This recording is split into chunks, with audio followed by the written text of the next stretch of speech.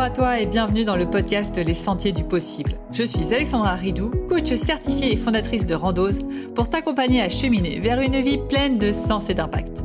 Chaque lundi, je te partage mes réflexions et outils pour t'aider à atteindre les sommets de ton épanouissement. Et les mercredis, je te laisse découvrir une interview inspirante d'invités qui vivent la vie qui leur correspond vraiment. Ah, et j'ai oublié, je t'invite à écouter chaque épisode en marchant.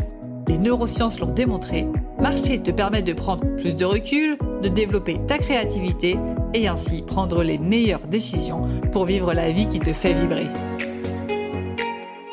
Hello! Aujourd'hui, on va parler d'un sujet qui touche tout le monde, le regard des autres. Alors, pour commencer, déjà, pourquoi ce sujet touche tout le monde ? Eh bien, tout simplement car cette peur, elle est biologiquement inscrite en nous depuis la préhistoire. Allez, je te propose qu'on se replonge dans la préhistoire. Si à cette période-là, tu n'étais pas accepté par ta tribu, tu te retrouvais alors seul dans la savane. On est d'accord.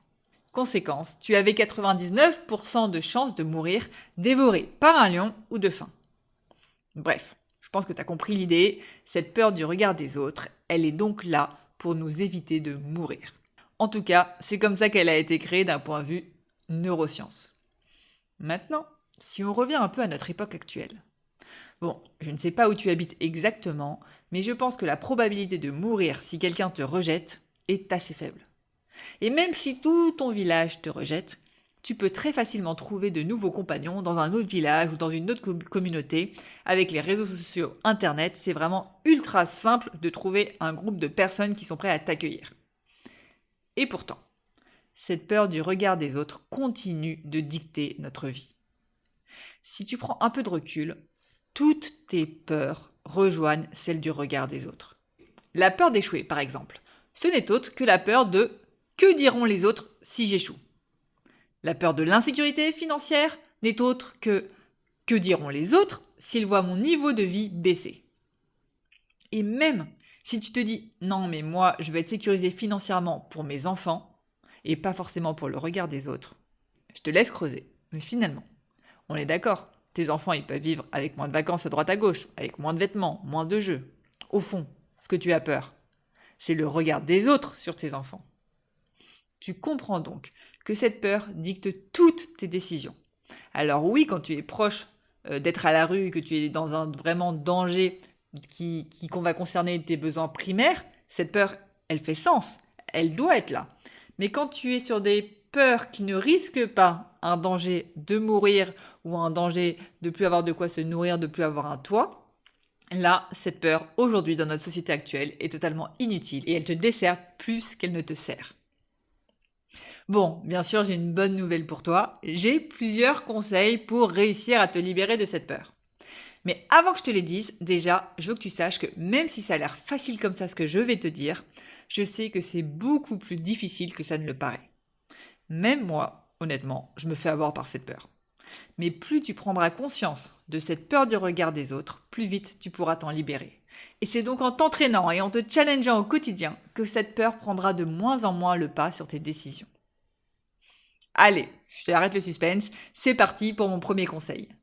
Premier conseil, prends conscience que derrière cette peur du regard des autres, se cache en général derrière la peur du regard de seulement 2 ou 3 personnes maximum. Par exemple, si tu as peur de poster sur les réseaux sociaux, je suis sûre qu'en vrai, tu as peur seulement de ce que 2 ou 3 personnes maximum diront de ton post et que le reste, tu t'en moques. Si tu as peur de prendre la parole pour faire une présentation, tu as peut-être seulement peur du regard de ton directeur.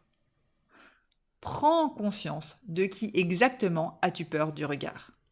Et une fois que tu as trouvé ces 2 ou 3 personnes, pose-toi cette question, j'ai peur qu'ils me disent quoi ou qu'ils pensent quoi. Et là, tu vas pouvoir faire la dernière étape du process à partir de cette réponse. Quels seraient les bénéfices pour moi à ce qu'ils pensent ça ? Et en listant les bénéfices, que cette peur finalement se produise, tu vas voir que tu vas réussir à te libérer de cette peur. Bon, laisse-moi te donner mon exemple personnel, ça sera peut-être beaucoup plus parlant. Quand j'ai pensé à me reconvertir, je me suis dit au début, oh là là, mais mon Dieu, que vont penser les autres de cette reconversion dans quelque chose qui n'a rien à voir avec ce que je fais, le coaching ?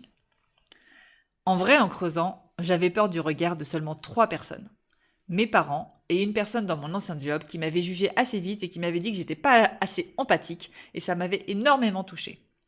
J'ai donc creusé les bénéfices à ce que mes parents me disent que je fasse une grave erreur et que la personne de mon ancien job me dise que je ne sois pas faite pour le métier de coach.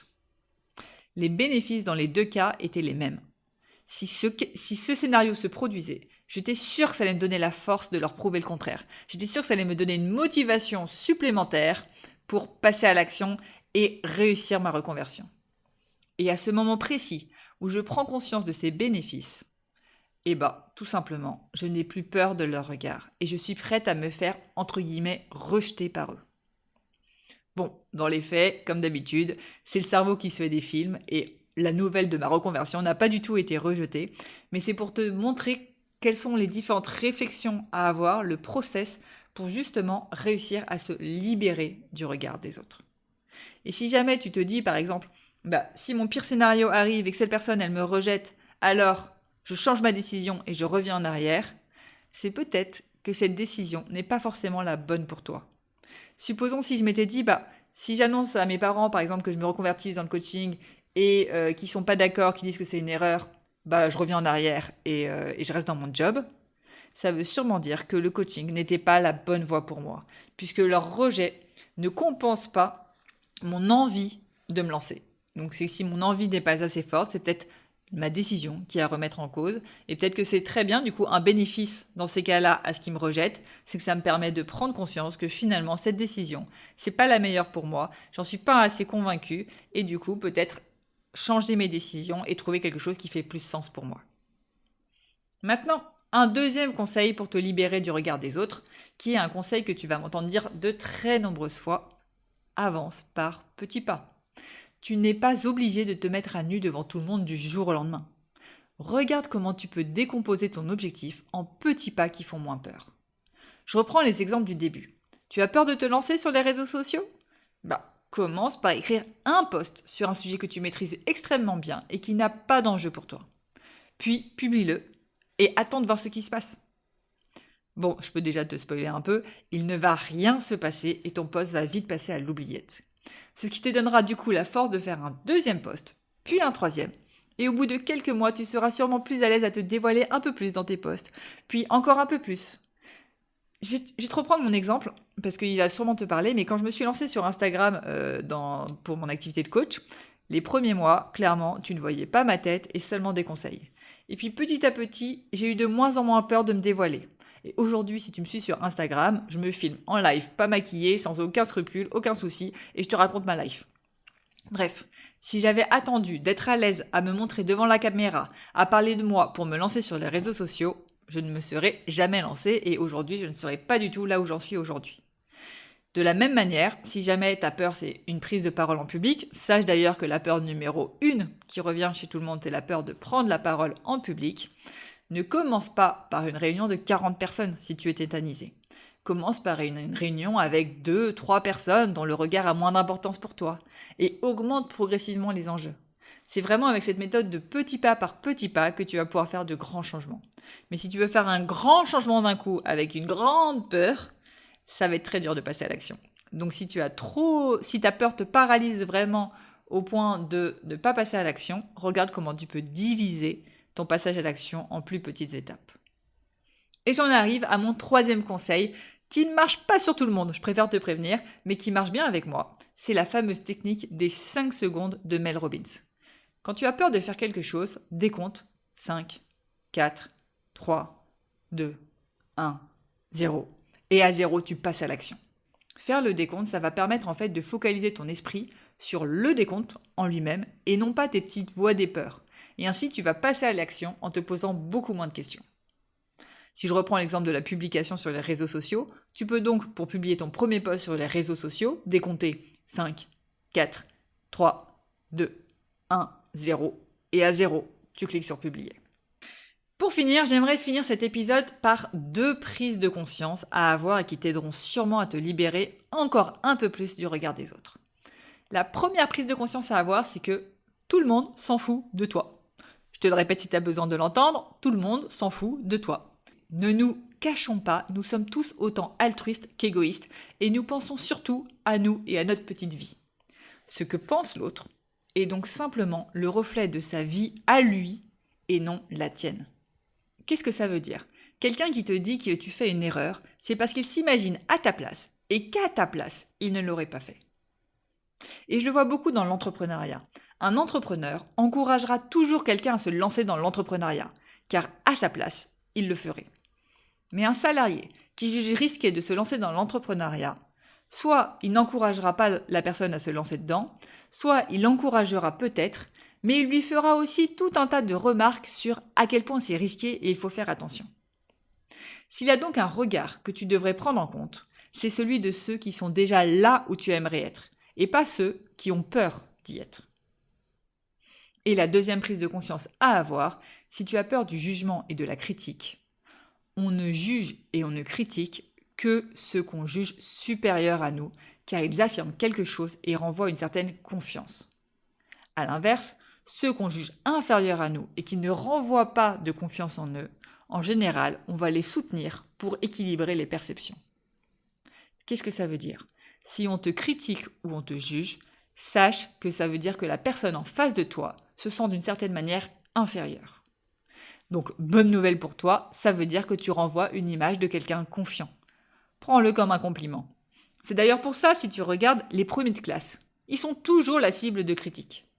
Pourquoi ? Parce que les autres enfants se sentent tout simplement inférieurs. Alors que le dernier de classe, qu'importe comment il est, qu'importe comment il agit, les autres enfants auront tendance à le soutenir, car ils le jugent inférieur sur le domaine scolaire. Voilà, tu devrais déjà avoir là de belles pistes pour te libérer du regard des autres. J'ai dit énormément d'informations. Pour rappel, tu peux retrouver toutes les notes de l'épisode sur la plateforme en ligne du podcast. Et reste bien jusqu'au bout pour avoir ta question de coaching du jour. Et je te dis à très vite!